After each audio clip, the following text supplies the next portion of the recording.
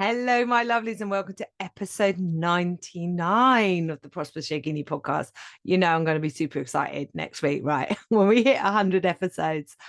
On that topic of milestones, the Prosperous Yogini podcast is coming up to 2 years old, 2 years old in June. And I'm teetering near or heading towards that 10,000 download mark. If you are, and I know you are because you're listening to it, one of my regular listeners that find this podcast really beneficial for however long you've been listening to me, a huge favor here. Please share the podcast, tell your friends, anyone. And although there is a particular focus for yoga teachers, you know, the advice on this podcast, right, goes well beyond the scope of running a yoga business. So if you know anyone who would just benefit from listening to this podcast, please share it. Please help me to get towards that 10,000 downloads by my second birthday. And I promise, right, there is a plan party. Don't worry, plan party coming. But today's episode is actually one I know I've spoken about, but I've never done an official episode on. And every time I speak about it, I go, oh, I will do an episode on this. And I haven't got around to doing it. And I was just looking through my episodes the other day and thinking, I really need to do one on studio ownership. So whether we're talking about a yoga studio or if your business could have physical premise or you do have physical premises, then this episode is going to be useful for you. I'm going to share my experiences of owning 2 yoga studios and really my take on it in 2024, which I was like, oh, going to time this episode because like a couple of years down the line things could be so different. But so like where I feel if I was going to go back into owning a studio in 2024, what I would be really looking for and honing in on. So I think today's podcast is going to be really useful. And I want to say, if you don't know your numbers, and this applies to anything and everything, if you don't know your numbers, you really need to. I'm talking to myself here. This is something, I'll be totally honest with you guys. I have to be really honest with you, like I'm easily the first 8 years, if not a little bit longer, right? Easily just kind of like, and it's not necessarily bad because it has worked out for me largely, like followed my gut, thinking, oh, it'll be all right. You know, I'll do this, I'll say yes to this, and it will be all right. And like sometimes it was, and sometimes it wasn't. And that is the nature of running a business. But having an ability to know my numbers using Excel spreadsheets. Oh, I know, right? They're not for me, mate, right? But they really have helped me to say, okay, what's happening with my money in my business at the moment? What's coming in? What's going out? What's making me more money? What's making me less money? What am I enjoying? Okay, so even though there might be something that's not like making me large sums of money, but I love that, like that's a non-negotiable, right? Or I want to do this. I want to invest in a physical studio space. I want to say yes to that retreat. Okay. I want to say I am going to make this bigger investment, this bigger commitment, right? And if I do that, how do I protect my investment? What's my return on my investment? What might the figures look like? My projected costs, my projected turnover, my projected profits. And then I always say when I'm in the mentorship program or when I'm working with anyone, when I talk about like projecting turnover, profit, I'm always like, and you always say this or better to the universe, or this or another way. You open yourself up to the possibility of it could work like this. You have a plan. This is co-creation. This is manifestation, right? You have a plan, but you are open to it being different. You're open to other opportunities that may not be, in front of you right now. So let's get focused, Amy, on studio ownership. I'm going to go into my story to start with. So, like so many yoga teachers, I do my yoga teacher training and I start renting spaces. And these spaces, and it's so funny to talk about this now because the landscape has shifted also in terms of availability of spaces since COVID. But I'm talking 2008, 2009 here, right? Just to give you some context, right? So pretty damn typical that as a yoga teacher, we had like back in the glory days. No, they were just different days, right? But back then, back in 2009, around that time, like there was definitely more options, I would say, in terms of spaces. And I was renting spaces from church halls, libraries, schools, village halls, even like I rented a space once that was next to like the public leisure center, but it was a rentable space. So like, yeah, there was a lot of opportunity and a lot of options. But it, that pattern of, you rent a space, it's X amount for the hour or X amount for the session. I bring the kit, I pay for what I use, in terms of, if I'm not there for a week, I don't pay. If I go on holiday, and that works. And I will just say that still works today, particularly, when you're starting out, when you're cutting your craft as a yoga teacher, you've got to get, I say this, you want to get better at teaching yoga, go out and teach it. Go and rent a space, invite people to come and practice and hone your skill as a teacher and learn what you do like and what you don't like in terms of where you want to teach, how you want to teach, when you want to teach. Okay. I did, like, I know I've told this story before. I did do that classical thing when I passed my yoga teacher training course and I went to my local village hall and I was like, yeah, I'm going to book 3 sessions. Yeah. And it was like a Saturday morning and 2 evening sessions.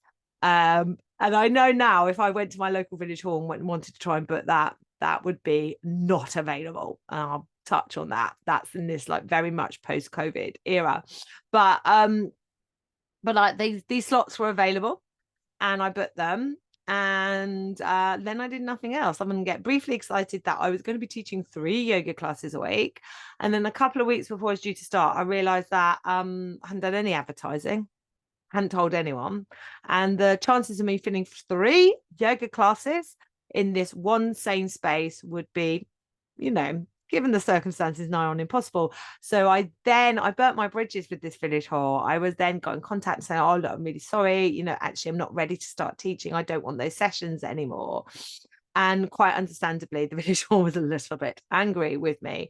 I tell you what, retrospectively, 14 plus years of being in business. Now, if I did find myself in that position and I was pulling out something like that in that time frame, and they didn't have terms and conditions set in place that would be expecting me to pay it anyway, I would have offered a donation to the village hall to say sorry for wasting their time. So I wouldn't have left my local village hall, like that was close to where I live. I wouldn't have left that sour feeling in the volunteer, because this is the other thing that you've got to set into context, and this is still the case today. So many of these spaces are run by volunteers, volunteer organizations, volunteer charity organizations like that. They have a very delicate balance of costs, and they're giving up their time for free in many cases. And please remember that. Please always remember that when you approach these type of venues. Anyway, so I was like, right, okay, that was a bad idea. Where are my mates hanging out? And most of them at the time lived about 20 minutes away from me. So I rented a really small space near where they all lived, and it was like £8. And I said, hey, if I charge you all £2, it'll cover my rent. Let's get going. Anyway, that was kind of like the start of me starting to teach. That turned into an established class. I needed a bigger room. Then that class got going, and then I wanted to rent a different room and then a different room. And before I knew it, I had 3 or 4 classes going, and I was doing that thing that we do.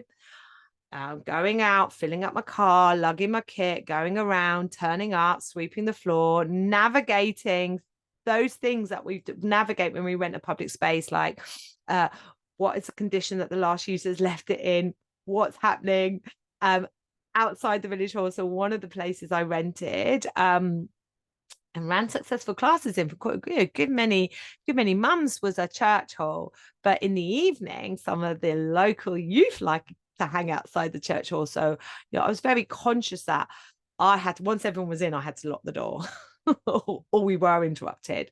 And I think the nail in the coffin was I turned up to teach one evening, and one of the youth had thrown a stone through the window, and the police were there. And this was before my yoga class was due to start. So you can start to understand what I'm now thinking. I want my own space. This is not how I want to teach yoga. I want control of this. I want to create a nice space. I don't want to be lugging my kit around anymore. And this, I know, is what so many of us feel when we get that calling to set up a yoga studio. And that's why I'm telling you this story. Okay. So those feelings of I'm tired of doing it in cold village halls. I'm tired of not having control on the heating. I'm tired of having to sweep the floor and it's still not looking very clean. I'm tired of, like, you know, some of my venues not really being in the, you know, the best of areas, or not, I'm not having control of the area that it's in, and so on and so forth. So I set up my first studio, and it was a complete disaster. No, it really wasn't a complete disaster, but I signed on the dotted line without thinking it through. I got excited, turned up, opportunity arose. I wanted a studio. It was near where most of my classes were. It was big enough. I thought it was affordable. And I was like, yeah, let's do it. This is what I want to do. And I think it was the yoga base, if I remember rightly. I've still got the sign somewhere in the loft. I still got the sign that I made, had made for it. And like, so I ran this studio for 18 months, and there were contributing factors. I'm laughing now. This is such a great story. One of the contributing factors was I signed on the dotted line to the tenancy agreement and initial. And like, you know, this is what you got to understand when you start to rent commercial properties, is there is like a minimum term. So I signed this 6-month agreement, and then I found out I was pregnant with my first baby. And I was still working in my role as school teacher. This was now 3 days a week, but I was also still working my role as a skit subject lead for PGC. So still leading adults through secondary music teacher training. And I absolutely was in a crazy transition stage of my life where, you know, telling this story is helping me now because I feel like I'm in another crazy transition stage of my life. I'll tell you that story in 12 months' time. Anyway, I was like, yeah, existing in two worlds, like the world of I want to move to being a full-time yoga teacher. I want my own physical space. I want to start a family. I want to work in a way that means I can be around and be a mother and work. So I was in that crazy transition stage. And, you know, your first time you get pregnant, you're like, I can do this. I can build a studio. I can have a baby. It will all be good. Right. And like, long story short, it was all good. Right. People came. It was a nice space. But I didn't do the maths. Okay. And I didn't think, right. And this is the type of maths, like, pens out if you're not doing this and you own a studio or you want to own a studio. Right. What are my costs? Right. And people just go on my rent. There are other costs. Like, who's going to clean your studio? Is that you? And it, tell you what, you'd be damn surprised how dirty a studio gets, right? It will need a weekly deep clean onto those skirting boards, into the nooks and crannies, right? This is stuff people do not think about and do not realize, right? What about costs of your electricity and water bills? Is there a toilet? Who's cleaning the toilet? So on and so forth. What are my costs, right? And what are like a contingency, like, buffer if I need to buy new equipment, if I need to buy a heater, if I need to replace lighting, and so on and so forth. What are my costs, right? Setup costs, maintenance costs, and those fixed costs, right? And then surprise costs. They will be more than you realize. They just will be, right? That's the first thing. So you got to know your costs, right? Notice how like firm I'm getting, right? Because this comes at me all the time in the mentorship program. Like, I'm like, don't ask me if you should do that unless you come to me with your costs, right? Then you've got your costs in front of you. So now you need to know. Now you've got the figure that is like, okay, what's my break even point? Okay. So how many people do I need to have through the door coming to classes each week? It doesn't end there, right? Because we don't have people coming through the door every week of the year, because there's Christmas, because there's Easter, because things naturally drop off for most studios, most physical indoor spaces in July and August, particularly here in Cornwall. We need time off. We want to go on holiday. So it's not even that, what I wouldn't think 52 weeks of the year. I would think more 45 weeks of the year, right? Okay. So how many people do I need on average, factoring in the holiday seasons, do I need coming through the door each week? How many classes does that look like? How many people can I get in the classes? How many classes do I need to have going each week? And how many people do I need in those classes each week, right? Because I should have done this, because I needed, I think 8 classes of about 8 people a week, which, doesn't sound a lot, but I was growing a baby. I was going on maternity leave. And I hadn't factored in the holidays, right? And this was 2009. And I also wasn't charging enough on my money mindset and all of that stuff, right? And then how am I going to support this studio with other streams of income? And what I mean by that is and I don't want this to be Don't Own a Yoga Studio podcast. I don't want this. So one of the massive pros of owning a studio is, when you want to do something new, I want to do this workshop, I want to run a teacher training course, I want to run this, but actually, I'm going to have to go and find a venue, rent it and commit. And then I'm not sure if it's going to work.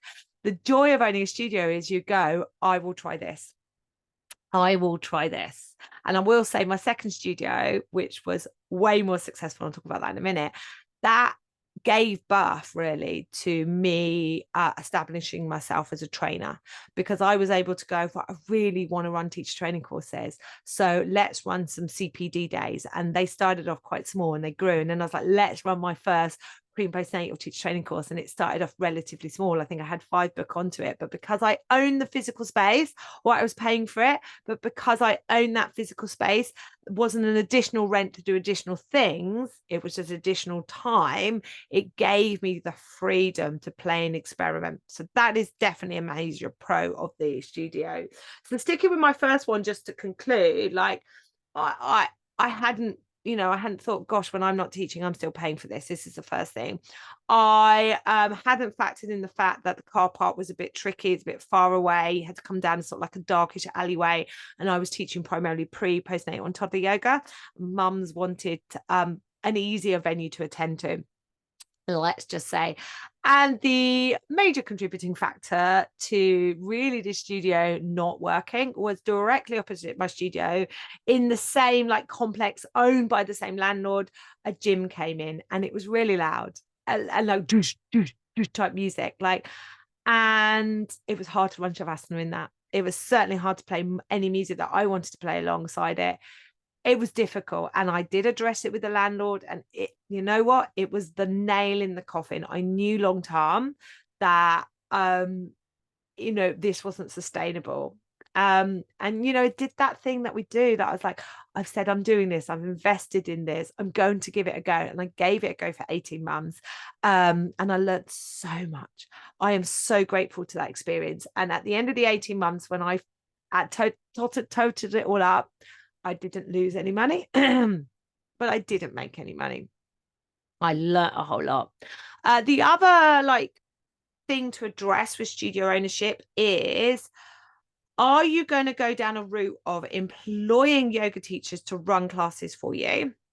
Or are you going to sublet the space? And I have always subletted the space. I have never wanted to have a situation where I've got a teacher teaching a class for me, although I did have a teacher covering my maternity leave. And this was another thing. I am a huge advocate of, you pay teachers a decent rate of money. So if you are asking a teacher to teach a class for you, whether it's cover or whether you own a studio and they're teaching a regular class, you need to be paying them a decent sum of money. And I know there's certain models where it's like, well, £25 base rate. If 6 people come, you get paid X. If 8 people come, you get paid X. And that, okay, you're encouraging the teacher to do a bit of promotion for you as well, and show up and know that the more people are there, they're going to get paid. But you know what, you have to pay people a decent wage.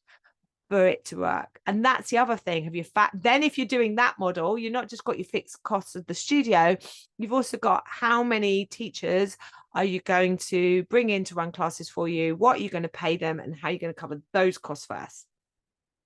So it is really possible, but it requires planning and then putting an action plan into place, so you not only cover your costs, but you turn a profit. You pay those teachers and you can pay yourself. So I let this studio go, and I've now got how old's Matthew? He's about 12 months, right? And I had done that thing where I'd done my best to juggle breastfeeding, caring for a baby, and keeping my studio going. But I won't lie, guys, I was knackered and I was done, right? And I was like, okay, you know what? Nothing ventured, nothing gained. A little bit deflated, I won't lie. But I was like, do you know what? I just want to teach a little bit of yoga. I want postnatal toddler yoga. And I just want to teach close to home. And I was driving back from the studio, which was also, this is the other thing I've got to say, this first studio was 20 minutes drive from my house, 25 minutes drive from my house, which I know you're like, that's not that far, but actually it's 50-minute drive when you go there and back. And I had a baby and I was like, this is nearly an hour away from my child just to drive to this physical space, which I was not aware of. Like, that drive prior to having kids was like not even on my radar. So I was like, you know what, I just want to rent a space close to home. And I fell across the Miners Mechanics Institute in St Agnes. At the time, that was going through a bit of a state of flux as well. And I was like, you know what? This is a sleepy, I'm laughing now. If you know the village of St Agnes, this is not true. This is a sleepy coastal town. I don't think many people live here. But it's close to my house. It's less than 10 minutes from my house. It's a nice space. I'm going in there to rent it. And you know what? It was the best decision I made. Like, people had an easy car park. It was a lovely place to come and visit. And it wasn't a sleepy coastal town. There were tons of families and people up for yoga, and still is today, you know, a vibrant place for yoga in Aggie and at the Miners and Mechanics Institute. And I like to think I led the way with that. But so I was renting the space again and just had Lucy. And so I now had my second baby, but there was none of that, oh, I've got to keep my money coming in to cover my costs and yada yada. I was like, I'm going on maternity, I'm stopping my classes, I'm not paying these people in the money anymore, but I am back. I am coming back. And I came back and started teaching again. And like, again, I'll try and make this a long story short. And Lucy's now about 9-10 months old. And an opportunity presented itself to own a space within the MMI that I could turn into a yoga studio. That was such a good deal, I couldn't turn it down. And not just that, just another opportunity very quickly came on board, that another room within the building, which was opposite this smaller space, came. Like, you could have this and run this as 2 yoga studios. Do you want it? And I'm like, inwardly like, oh no, I'm back here again. I've got a baby and I'm signing up for a yoga studio. What's wrong with me? Right. But I did the maths and I was like, this is a golden opportunity for there to be mutual support. So, like, again, long story short, charity building. They were, you know, in a state of transition, and you know, me taking on these 2 physical spaces to look after them, to make them look nice, to put yoga equipment in them, to find other local Pilates yoga teachers to rent the space, and to take and deal with that rent them myself, worked really, really well.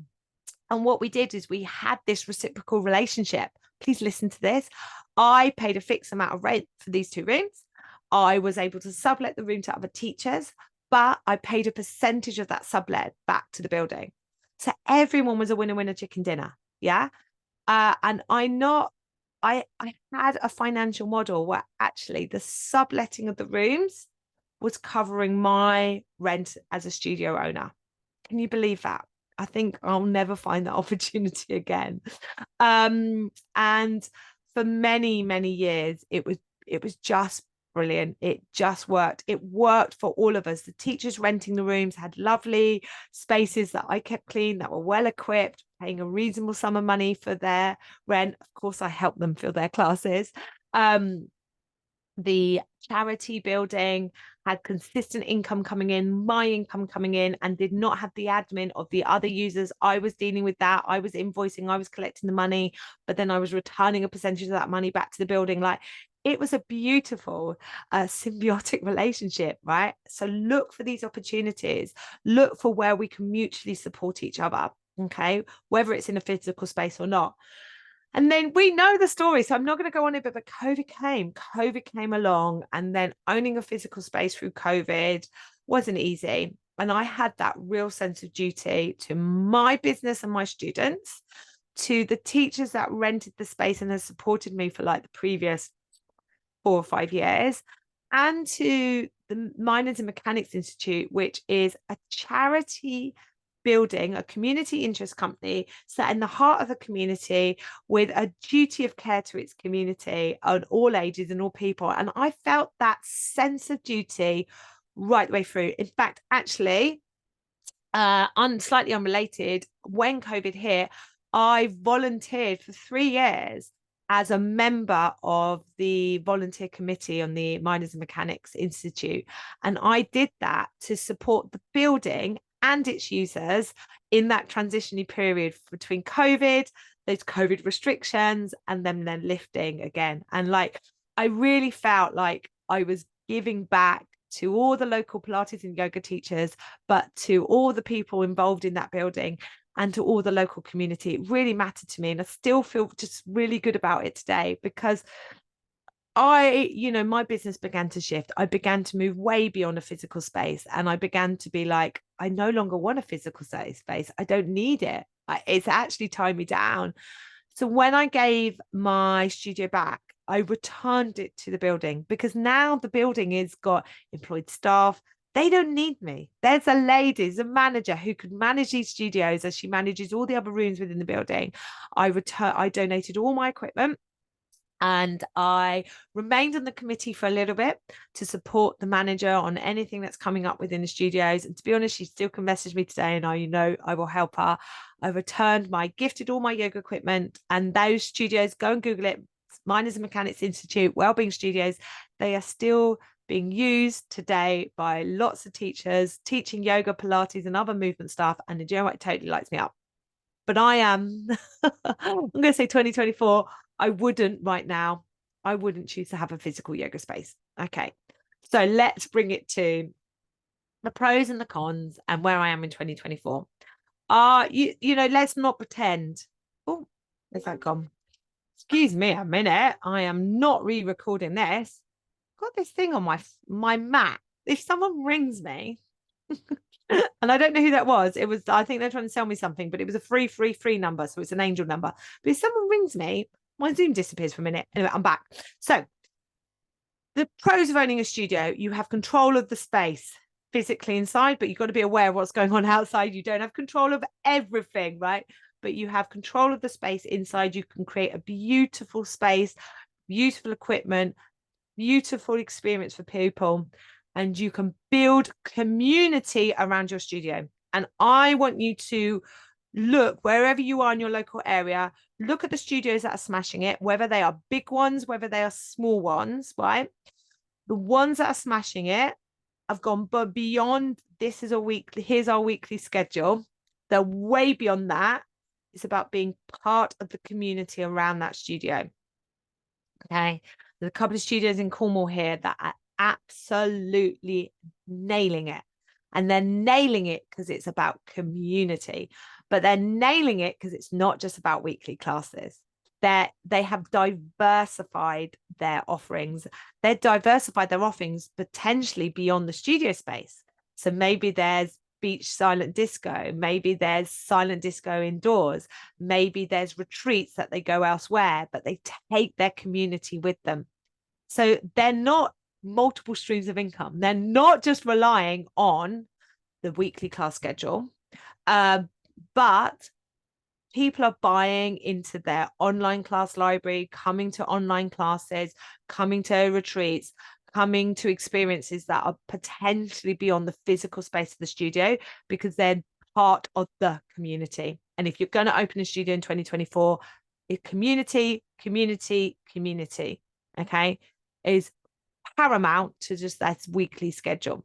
Okay, so sticking with the pros of opening a studio: you've got your own space, you've got control of it, you build that community around it. Okay, it becomes the home for you your yoga and your yoga students. Okay. And done well, it can still be profitable. Okay. And if you're going to either rent it out to other teachers to sublet it, they rent the space, they're responsible for filling their classes, taking the money, or you're going to employ teachers to work for you and teach classes. Either way, if you are profitable on that, it is a form of semi-passive income. Okay, so I'm up for all of this. Okay, the cons that we have in 2024 is this ain't cheap, darling. This is not cheap. And let's not pretend like electricity costs, running costs are not cheap, rental costs are not cheap. So you have got to, find a space that is financially viable for you and do the maths first. Do the maths first. Okay. You've got to be aware that it's not the case of popping out to a yoga class and then coming home and done. You own a physical space. There is a sense of that, a 24/7 there. So if you go on holiday, what's going to happen to your space when you're on holiday? If someone's teaching a class and something goes wrong and they need to get hold of you, what is the deal here? So it is, it's hard to switch off from. It's hard to switch off from. And if you are balancing those costs, and you may be, studio owner, yoga teacher, chief cleaner, booking system, booking, you are the booking system operator. You are HR, dealing with the other yoga teachers or other teachers and users that you're using it. You've got to be up for all of this stuff. You've got to be up for all this stuff. And I also think, like, I see this a bit. People go like half in. They and I did this. My first studio was a bit half in. It wasn't quite big enough. It wasn't in the nicest areas, and there were a few things about it that were like, ugh, but it meant the rent was a bit cheaper, right? But it meant the model wasn't sustainable. So yeah, think location. People are coming to this studio for the experience of a yoga studio, and to be honest, that should be reflected in prices as well. And unless you are David Lloyd Leisure or a big chain like that, then you're going to have to make sure your prices reflect the fact that you are a bespoke studio of one. Okay. Unless you're going down that chain model, and I haven't got no experience of that, and I wouldn't go there, so I'm not even going to talk about that. All right, so there definitely are pros and cons, and you can make it work in 2024, but you've got to know your numbers first. You've got to know your numbers first, because I know of, many studio owners who find themselves in a situation where they're working damn hard, not making any money, and the studio becomes a noose around the neck. Get this, I've been there. And then that noose around the neck is something you're like, I really want to let this go. But the ego says, oh, what are people going to think? I'm closing down my studio. The ego says, but you've done all of this. You've invested all this time, this money, this energy. What? You're going to walk away from this. And maybe it's not time to walk away. Maybe it's time to get a spreadsheet out and think about how you're going to make it financially viable. Okay. And I would recommend that first.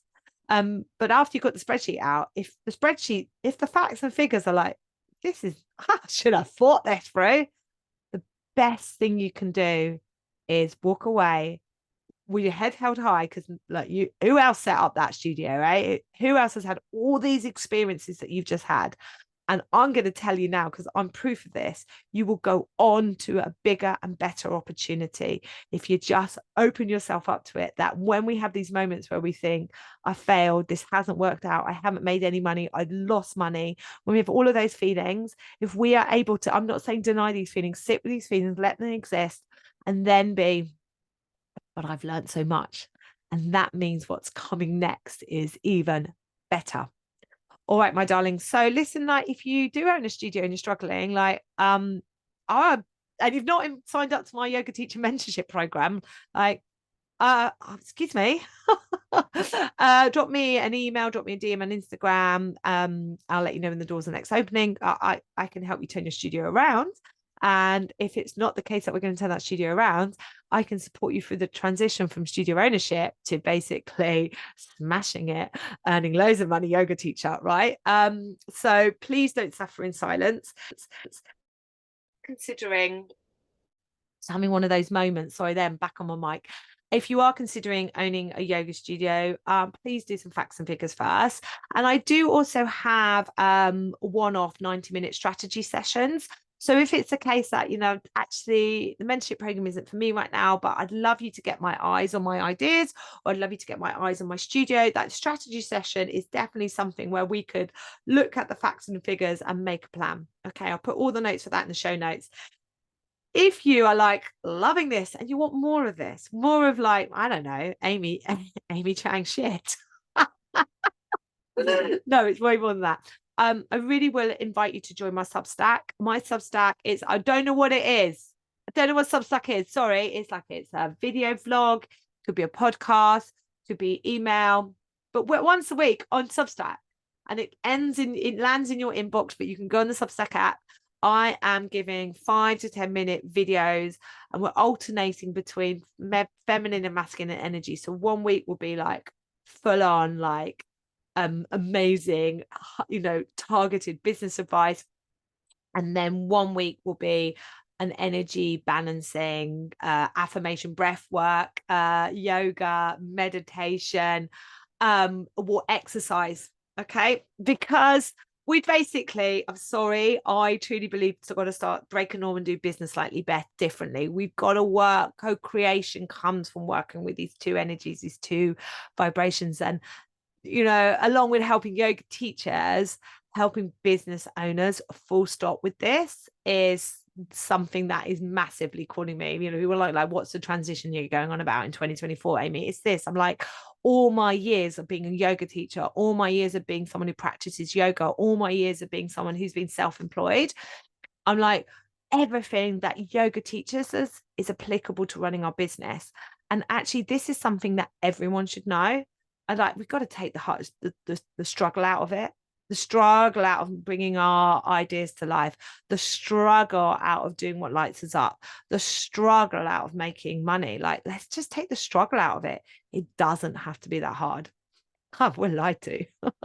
Anyway, join my Substack. I'll put the notes for that I'll put the link to that in the show notes as well. It's free, or you can choose to give me £4.40 a month and buy me coffee and cake and be part of that energy exchange. I love you, whatever. All right, my darlings, I'll see you all next week.